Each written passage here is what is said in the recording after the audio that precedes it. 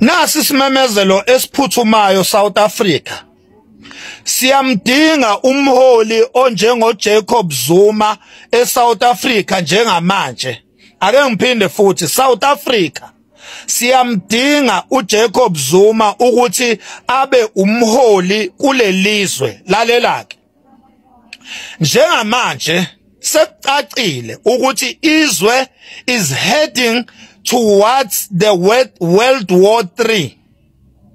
Umhlaba njengamanje wonke ulungiselela impi enkulu ezayo, i-biggest war ebizwa nge-World War III. Siyawumdinga umholi onjengo Jacob Zuma othanda amasosha kulesi sikhathi esiphila kuso. Njengamanje mawubheka iAmerica ihlongoza impi emhlabeni. Mawubheka into eyenzeka eChina njengamanje kunempi enkulu ezokwenzeka between iAmerica neChina.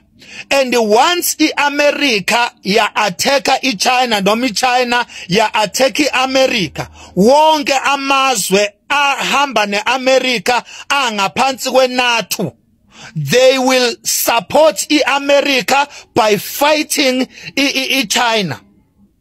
And if amazwe support iAmerica eshaya iChina, wonke amazwe supporta iChina abizwa ngeBRICS, kuzomela lawo mazwe alwe kanye neChina defend iChina. Into ezokwenzeka uma ngabe iAmerica ifuna ukunqoba iChina, izotargeta iweakest part kwi-BRICS, which is South Africa. South Africa is the weakest part kwi-BRICS.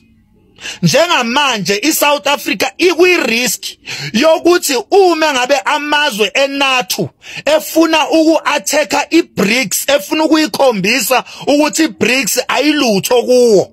Uma ngabe amazwe eNATO through America efuna ukudestroya iBRICS, ngoba i-threat iBRICS kwi-US dollar, into abazoyenza, they will first target izwe ekuyilona eli-weakest so that kuzosaba lamazwe a-strong. So into ezokwenzeka, iSouth Africa will be a #1 kwi-target ezo-attackwa.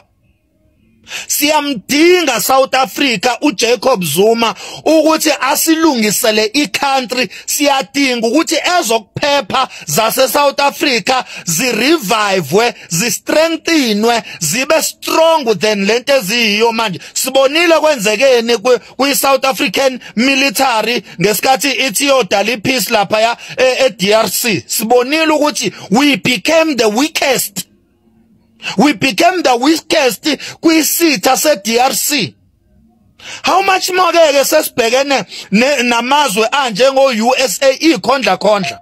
Ngithi mina South Africa ake sikhuphula amasokisi, siyamdinga uJacob Zuma, umuntu owangena kwiposition yokuba upresident, wakhuphula umholo wamasosha, wangagcina ngokukhuphula umholo wamasosha, waqala iproject yokwakha ama-weapons amasosha, waze waproposa ne-nuclear deal. Siyamdinga uJacob Zuma.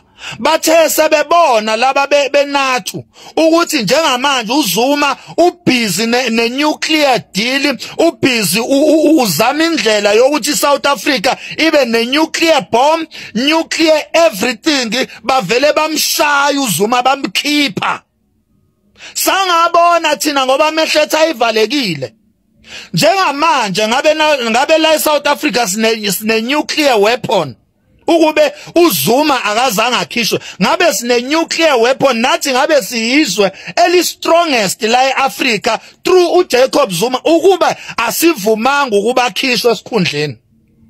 But sinethuba lokulungisa lokho. Nangu 2026 elections. Next year ama-elections.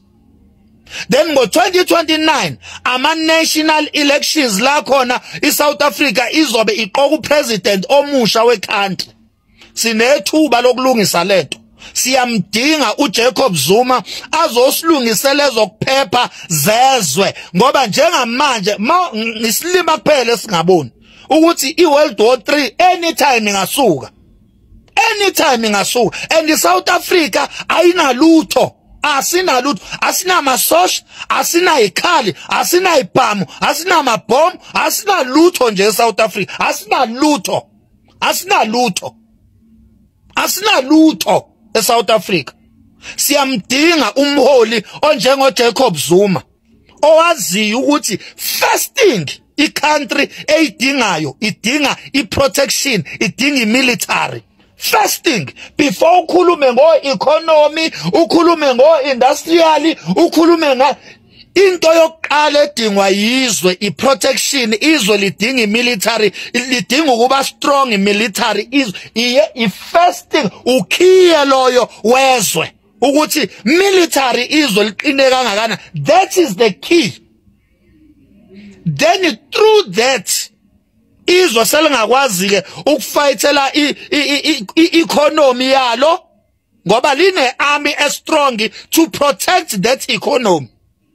Selingakwazi manje izwe ukulungisa ezomnotho, lilungise i-industrial, ama-mineral njengoba sinama-minerals la eSouth Africa. Siyayidinga i-leader e-recognizer i-military need yezwe. Siyamdinga umholi onjengozuma. Ilesi simemezelo South Africa. Siyamdinga umholi njengamanje onjengo Jacob Zuma. Umhlaba ukwi-risk. Umhlaba ukuphi? Qedela lapho. Ukwi-risk. Siyamdinga umholi ozoqinisa ezokuphepha ze country. Angibonga ithuba.